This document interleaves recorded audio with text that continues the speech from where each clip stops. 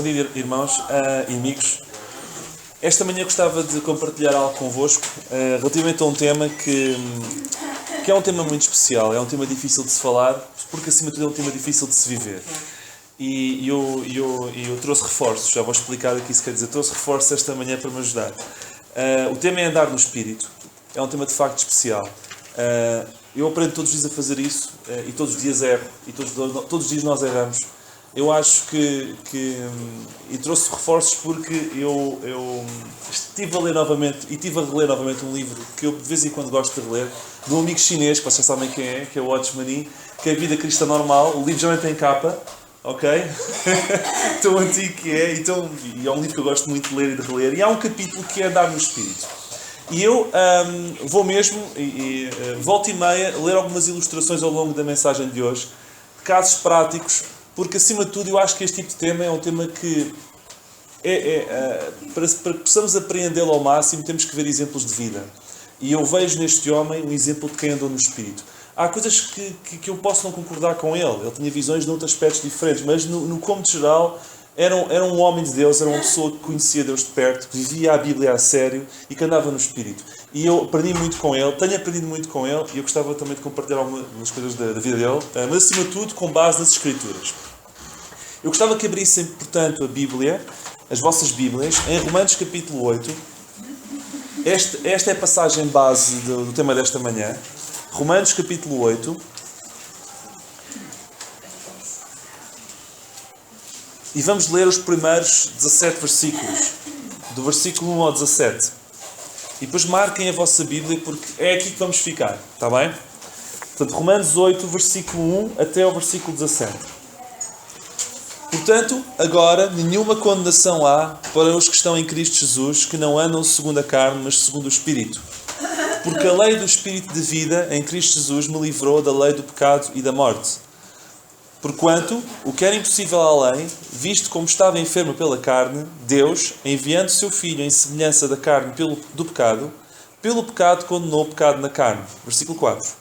Para que a justiça da lei se cumprisse em nós, que não andamos segundo a carne, mas segundo o Espírito, porque os que são segundo a carne inclinam-se para as coisas da carne, mas os que são segundo o Espírito para as coisas do Espírito.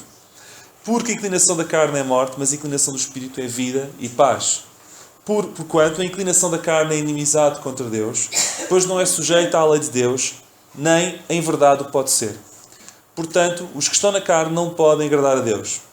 Vós, porém, não estáis na carne, mas no Espírito, se é que o Espírito de Deus habita em vós. Mas se alguém não tem o Espírito de Cristo, esse tal não é dele. E se Cristo está em vós, o corpo na verdade está morto por causa do pecado, mas o Espírito vive por causa da justiça. Versículo 11. E se o Espírito daquele que dos mortos ressuscitou, a Jesus, habita em vós, aquele que dos mortos ressuscitou a Cristo também vivificará o vosso corpo mortal pelo seu Espírito que em vós habita. De maneira que, irmãos, somos devedores, não há carne para viver segundo a carne, porque se viverdes segundo a carne, morrereis. Mas se pelo Espírito mortificares as obras do corpo, vivereis. Porque todos os que são guiados pelo Espírito de Deus, esses são filhos de Deus. 15. Porque não recebeste o Espírito de escravidão, para outra vez estares em temor, mas recebeste o Espírito de adoção de filhos, pelo qual clamamos Abba Pai. O mesmo Espírito testifica o nosso Espírito que somos filhos de Deus. E se nós somos filhos, somos logo herdeiros, também. Herdeiros de Deus e co-herdeiros de Cristo. Se é certo que com Ele padecemos, para que também com Ele sejamos glorificados. Até aqui. Eu confesso que este capítulo, quando eu li pelas primeiras vezes, fez um bocado de confusão. Porque não é um capítulo, neste caso não é um capítulo que eu não li o capítulo todo, mas estes versículos, alguns deles são de difícil compreensão aparentemente. Digo aparentemente porque depois de nós estudarmos, verificamos que se Deus permitiu que isto ficasse escrito assim, é porque todos nós podemos entender. E não é tão difícil quanto isso. Mas aparentemente não é tão fácil assim. Eu não queria agora que se prendessem em nenhum versículo em particular. Eu vou citando aos poucos versículos que é preciso ver. Eu apenas queria ler tudo porque tem a ver com o tema desta manhã, que significa andar no Espírito. Antes de avançar, gostava de recuar um pouco. Nós em Romanos, do capítulo 5, versículo 12 até o capítulo 6, versículo 23, nós encontramos uma dicotomia, uma diferença, uma comparação constante que Paulo faz entre Adão e Cristo. Adão, Cristo, Adão, Cristo, Adão, Cristo. Do versículo 1 do capítulo 7 até o capítulo 8, versículo 39, a dicotomia muda e passa a ser em espírito e na carne. Em espírito e na carne. E não é por acaso que isto acontece. A expressão Adão expressa a nossa posição que nós tínhamos por natureza e que nós temos por natureza. Todos nós, quando nascemos, nós nascemos em Adão. Isto é, nós nascemos com pecado. Vocês sabem aquela velha história que não precisamos de ensinar nenhuma criança a mentir e a fazer asneiras. Olha, vejo como o pequenino, volta e meia ele faz coisas que eu fico parvo. Mas quem é que lhe ensinou a fazer isto? E muitas delas são malandrices. Todos nós nascemos em Adão. Isto é, trazemos o gene de Adão, o gene do pecado. É algo que não precisamos ensinar ninguém a pecar e a mentir e a fazer asneiras, porque todos nós nascemos assim. Depois vemos outra posição que nós encontramos a dicotomia nos primeiros versículos, neste caso entre o capítulo 5 e o capítulo 6 de Romanos, que é a expressão em Cristo, que é um facto que nós ganhamos e ficamos posicionados em Cristo quando o aceitamos como nosso Salvador. Quando nós queremos que Jesus Cristo morreu por nós na cruz e dizemos: obrigado, Senhor, obrigado porque tu morreste por mim, eu aceito aquilo que tu fizeste por mim, automaticamente eu fico em Cristo. Isto, quando o Senhor me vê, Ele não me vê o pecador, mas vê Cristo. Como o Carlos falou há 2 semanas, já não vê o pecador David, mas vê o David, mas purificado pelo sangue de Cristo. Vê-nos em Cristo. Ok? No capítulo 7, versículo 1, até o capítulo 8, 39, nós passamos a ter outra dicotomia, carne e espírito. Deixem-me dizer-vos que não é por acaso. Isto quer dizer, e agora muito sucintamente, porque eu vou explicar mais para a frente, que não basta nós passarmos do estado de Adão para Cristo. Nós temos que viver no espírito, porque podemos viver vidas fracassadas na carne. Eu já vou explicar isso, ok? Costuma-se dizer que a salvação é importante, mas a santificação é a continuação da salvação, ok? É muito importante. E andar no espírito é isso mesmo, é a consequência natural de uma pessoa que é crente. Adão e Cristo. Viver na carne, o que é que significa? Vamos falar de coisas de uma forma simples. Significa fazer as coisas como se tudo dependesse de nós mesmos, pondo Deus de fora. De uma forma muito simples. Viver na carne significa pôr Deus de fora das nossas vidas. Agir como se Deus não existisse. Fazer tudo como se nós fôssemos os únicos que pudéssemos determinar o sucesso das coisas. Uma vez ouvi uma coisa que eu nunca mais me esqueci. Nós devemos fazer tudo como se tudo dependesse de nós, mas nunca esquecendo que nada depende de nós. É Deus que faz tudo. Mas devemos fazer tudo como se tudo dependesse de nós. Porquê? Eu há dias vi no Facebook um texto de uma criança que estava a estudar e estava a orar a Deus. Deus, ajuda-me no teste da manhã. Era uma criança pequenina. E depois havia uma resposta, que era a resposta de Deus. Vai estudar. Então, resumindo, Deus ajuda. Mas se eu não estudar, Deus não vai ajudar. Porque Deus não faz aquilo que eu posso fazer. Deus só vai fazer aquilo que eu não consigo fazer. Viver na carne é fazer tudo como se tudo dependesse de mim, pondo Deus de fora. Isto é viver na carne. Quando eu vivo na carne, a vida que Deus tem para mim em espírito, já não posso viver. Porque ou eu escolho de uma forma, ou eu escolho de outra forma. Não é compatível. E Paulo explica isto nos versículos que nós lemos. Ou eu escolho viver sem Deus, ou eu escolho viver com Deus. Agora, ser morno, há um versículo que Deus fala nisso, na Bíblia. O que Deus faz às pessoas que são mornas. Depois vamos ler. Mas morno não. Ou é uma coisa ou é outra. Ou vivemos com Deus na nossa vida, ou vivemos sem Deus na nossa vida. E não são coisas compatíveis. São independentes. Viver no Espírito. O que é que significa? É justamente o oposto de viver na carne. É viver com Deus ao nosso lado, considerando, deixando espaço para que o Espírito Santo possa fazer as coisas que Deus quer fazer em nós. Mas para isso temos que recuar. E recuar não é fácil. E já vamos ver também isso. Temos que recuar. Viver no Espírito não se trata de tentar, mas de confiar. Não se trata de lutar, mas de descansar. Não se trata de tentar, mas de confiar. Não se trata de lutar, mas de descansar. Parece fácil, mas não é. E todos nós temos a experiência disso. Desligarmos o botão e descansarmos não é fácil. Porque queremos sempre fazer as coisas. Achamos sempre que se nós não fizermos, as coisas não parecem feitas. E muitas vezes o segredo para que as coisas corram melhor é nós descansarmos. Porque Deus vai arranjar a forma de fazer muito melhor do que nós faríamos. E todos nós já podemos contar histórias disso. Histórias do caso de fracasso, em que nós quisemos fazer a coisa sem Deus, mas também histórias em que subitamente deixámos Deus fazer e a coisa correu muito melhor. E se fosse outro tipo de culto que não é, até poderíamos dar experiências de cada um que seria enriquecedor. Mas não é isso que vamos fazer. Perante o meu temperamento impulsivo, a língua solta, os pensamentos impuros, o que eu devo fazer para viver no Espírito é Reconhecer a minha incapacidade de mudar. Porque nós não temos capacidade por nós próprios de mudar, seja o que for. Em Adão não temos capacidade, mas o Espírito Santo em nós pode fazê-lo. Mas para fazê-lo, eu tenho que deixar que Ele faça. Eu tenho que me aproximar de Deus. Eu tenho que ler a Sua Palavra. Eu tenho que dizer, Deus faz isto em mim. E agir sem ansiedade. E já vamos ver também isso. Lembram-se daquele versículo em Êxodo 14, 13? Eu cito. Mas quero explicar antes onde é que este versículo aparece. Mar Vermelho, eu cito isto muitas vezes. Mar Vermelho, à frente, egípcios atrás. Deus a falar. Estai quietos e vede o livramento que hoje vos fará. Estai aqui? Quietos. Estai quietos. Acham que é fácil estar quietos com os outros atrás de nós com lanças e à frente do mar aparentemente intransponível? Não é fácil. E eu acho que o grande desafio, o nosso desafio não é fazer as coisas, é estar quietos. O fazer é com Deus.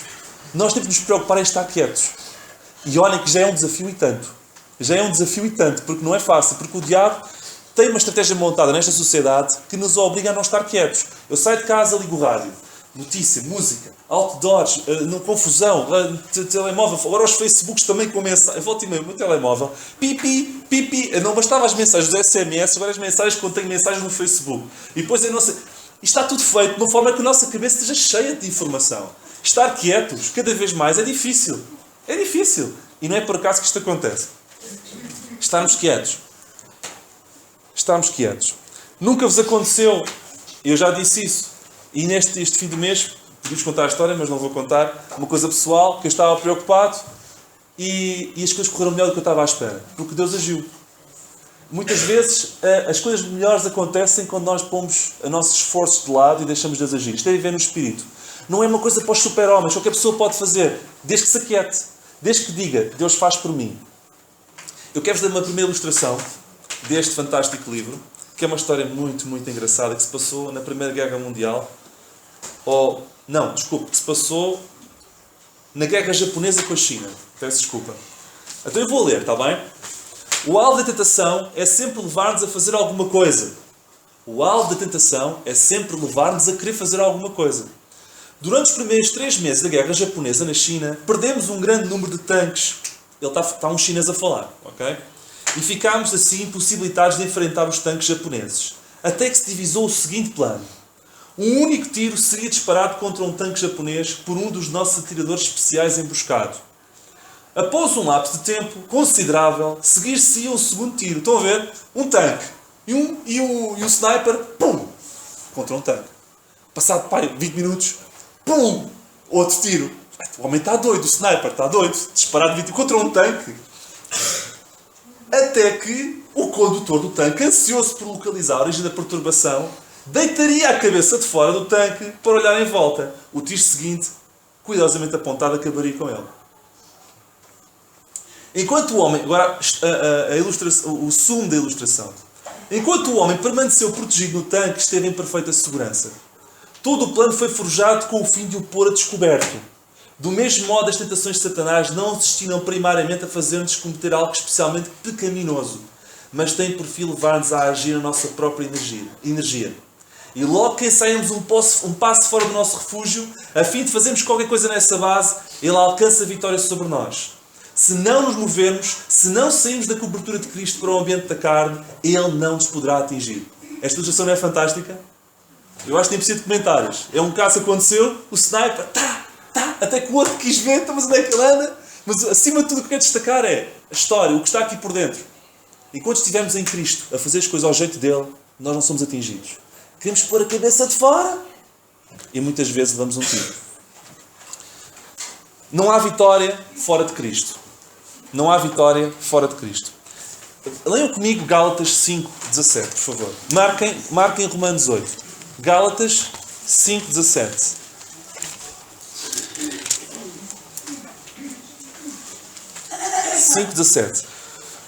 Porque a carne cobiça, ou, noutra tradução, luta. Gálatas 5:17. Espera um bocadinho mais.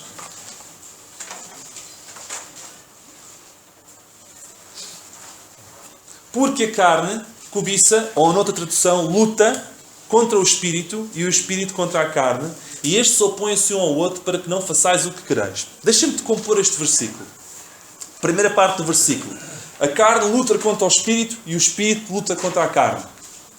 Ok? A pergunta que eu vos faço é: a carne luta contra nós? Não, a carne luta contra o Espírito. E o Espírito contra a carne. Não é uma luta que eu tenho que travar. Esta luta é entre o Espírito e entre a carne. Não é entre o David e o seu mau feitio ou as suas dificuldades. É entre o Espírito e entre a carne. Isto é muito importante. Pois estes opõem-se um ao outro. Mas opõem-se um ao outro quem?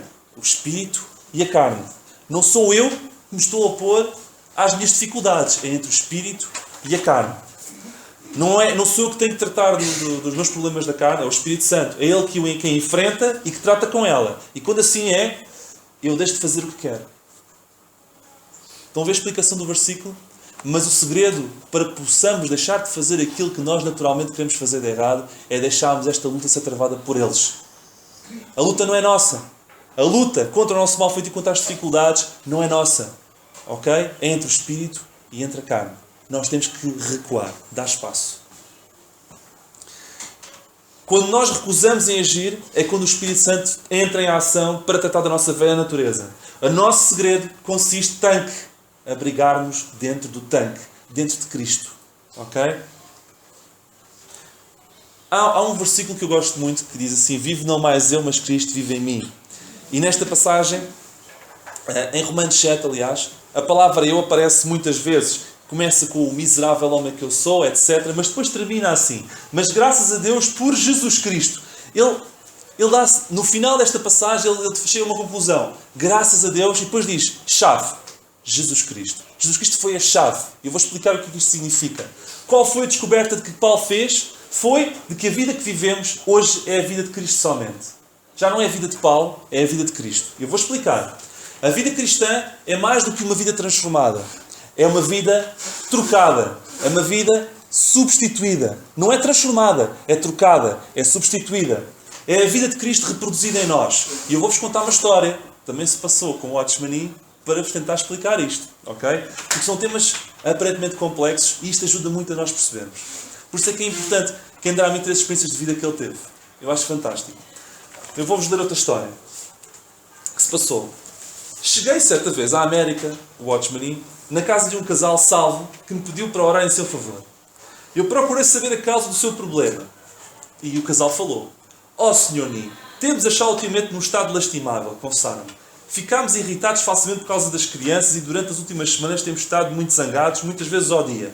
Estamos realmente a desonrar o Senhor. Quero o irmão pedir-lhe para nos dar paciência. E o Watchman: isto é uma coisa que eu não posso fazer, disse-lhes. O que é que quer dizer com isso? Inquiriram. Respondeu o Watchman: quer dizer que uma coisa é certa, respondi-lhes, e é que Deus não vai responder à sua oração. Perante isto, disseram-lhe perplexos: quer dizer-nos que já fomos tão longe que Deus já não nos quer ouvir quando lhe pedimos que nos torne pacientes? Resposta: não, não é bem isso que as minhas palavras significam. Gostaria, porém, de perguntar-lhe se já oraram a este respeito. Sim, já o fizemos. Mas respondeu-lhes Deus: não. E sabem porquê? Porque não têm necessidade de paciência. Os olhos da esposa faiscaram. E ela disse: o quê? Não necessitamos de paciência. E contudo andamos irritados todo o dia. O que é que quer dizer com isso? Respondi-lhe, Watchman: não é de paciência que precisam, mas de Cristo. E eu explico. A resposta era Jesus Cristo, em Paulo, naqueles versículos. Deus não vende pacotes de paciência em retalho. Nem de misericórdia, nem de bondade, nem de não impulsividade. Deus vende o pacote de Cristo. Quando nós o temos, temos tudo. E vamos simplificar as coisas. É errado. Não é bem errado. Deus percebe. Mas quando nós queremos pedir paciência, se calhar a nossa falta é mesmo de Cristo. Não é de paciência. Em Cristo nós temos tudo isso. Porque quando nós nos chegamos a Ele, vamos vendo as coisas, vamos ver que eu vou ficando mais paciente, vou ficando mais calmo, vou ficando com outra capacidade que não tinha, porque é que o Espírito Santo a produzir isso em mim. Isto é, Deus não vende, entre aspas, dose de paciência em retalho. Ele vende, entre aspas, muitas aspas, o pacote de Cristo. E é tudo suficiente. Por isso é que, Paulo, miserável é o homem que eu sou, até que descobri que tem tudo em Cristo. Percebem? Esta história é fantástica também. Bom, deixem-me continuar. O Senhor viverá em nós na medida em que eu estiver disposto a procurar e a reconhecer em mim mesmo as falhas, as necessidades e as deficiências. E aqui é que está o problema. Porque eu, para me afastar e para reconhecer que deve ser o Senhor a fazer as coisas em mim, eu tenho que ser humilde o suficiente para reconhecer que eu não consigo fazer. E muitas vezes é preciso uma grande tareia ou uma grande dor para nós batermos com a cabeça na parede. E isto é que é complicado. Muitas vezes não vivemos vidas cristãs mais próximas de Deus porque somos orgulhosos. E não andamos no Espírito porque achamos muito bons, porque achamos uns super crentes, porque achamos que somos muito santos. Sabem qual é o segredo? É não nos acharmos. O segredo é reconhecermos justamente o oposto, que não somos nada, que somos super fracos e que não temos a necessidade, nem temos o direito de julgar os outros porque não somos melhores que os outros. E quando chegamos a esse ponto, não reconhecemos absolutamente que somos literalmente nada, aí sim, estamos preparados para que o Espírito Santo entre em nós. Desculpem, não é entrar. Possa agir em nós e possa fazer aquilo que nós precisamos de... O que precisa de ser arrumado. Para que a nossa casa possa ser arrumada, para que nós nos sintamos bem. Mas para isso temos de chegar ao ponto, eu preciso de ti. Irmãos, muitas vezes o obstáculo é o orgulho. Orgulho. Que não seja necessário muitas tareias nesta vida. Porque Deus muitas vezes tenta falar connosco a bem. E quando nós não ouvimos a bem, Ele está a falar agora esta manhã a bem. Muitas vezes é preciso dores, mas dores que são dispensáveis para que possamos cair na real. Que não seja preciso isso, irmãos. Não me ouçam a mim, ouçam a Bíblia. Porque eu não sou ninguém. Ouçam a Bíblia. Leiamos capítulo 8 de Romanos, novamente, os primeiros 2 versículos. Romanos 8, 1 e 2. Eu estou a terminar, está bem? Mas vou falar tudo o que tenho para falar, mas está quase. Romanos 8, versículos 1 e 2. Eu vou voltar a ler.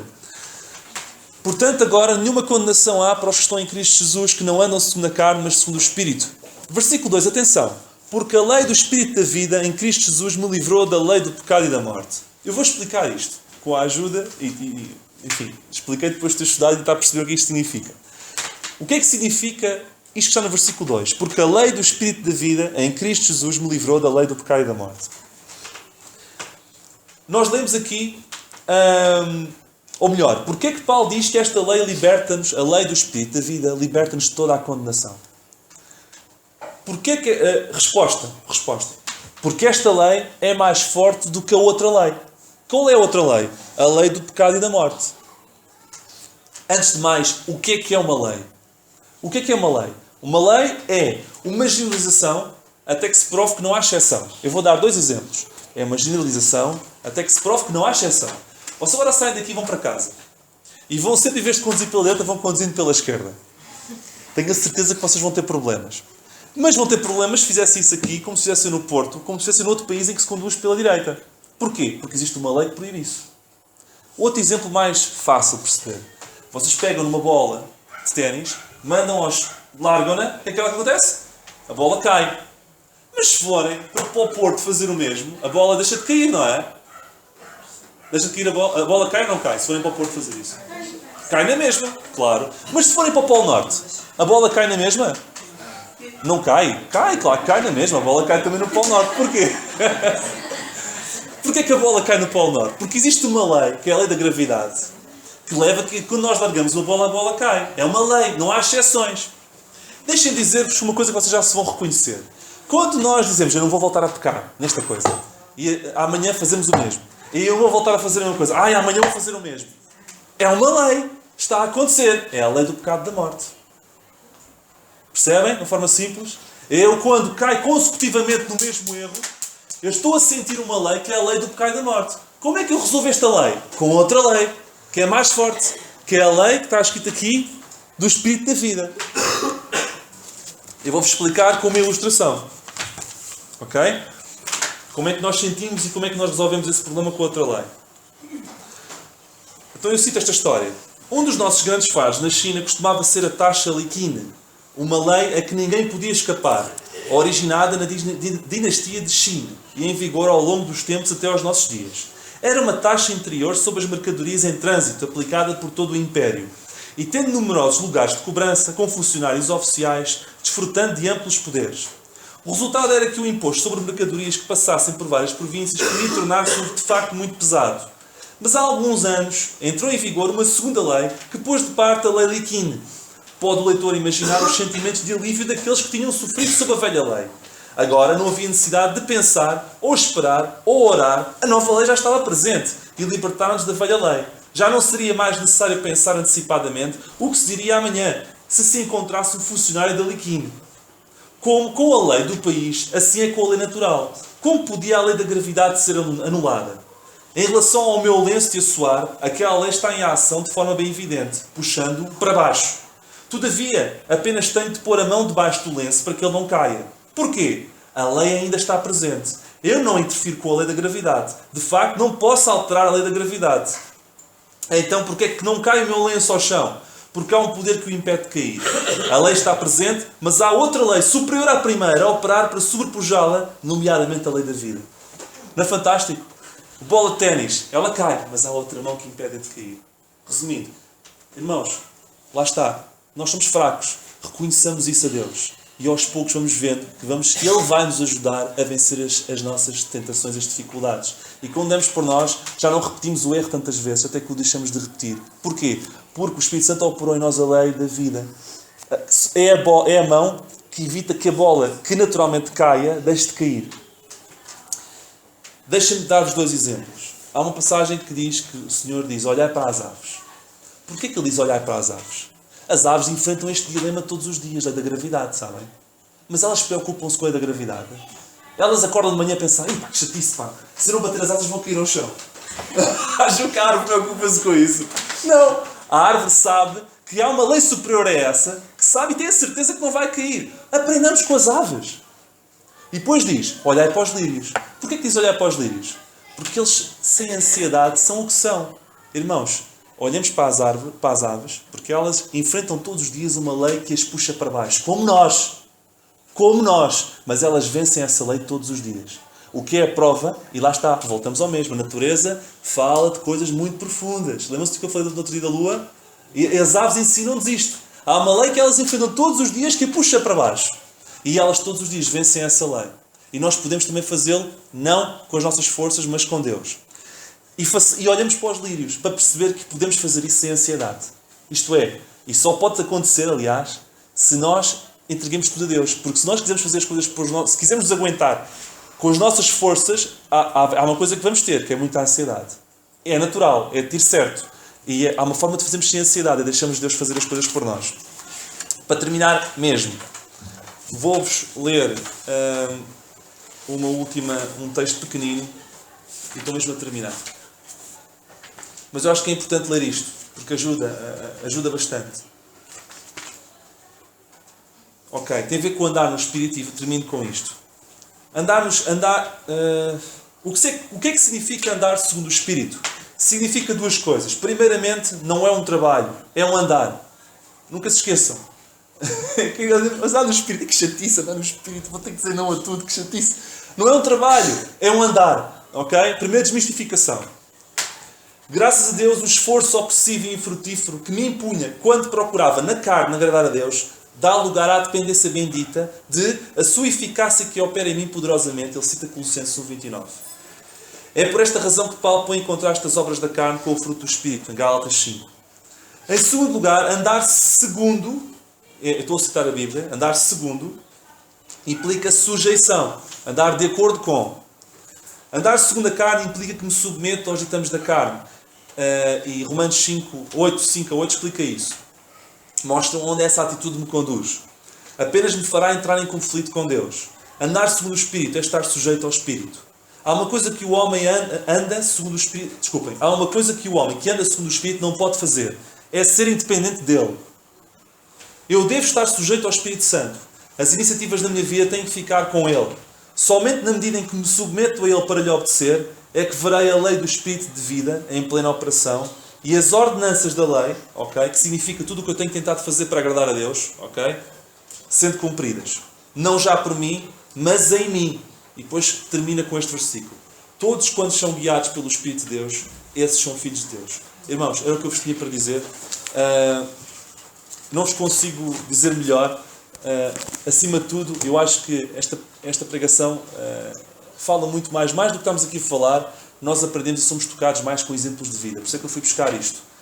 Porque quando nós vemos pessoas a viver isto, nós acreditamos que é possível também nós vivermos. Mais do que qualquer pessoa esteja aqui a teorizar sobre isso. Que o Senhor nos abençoe.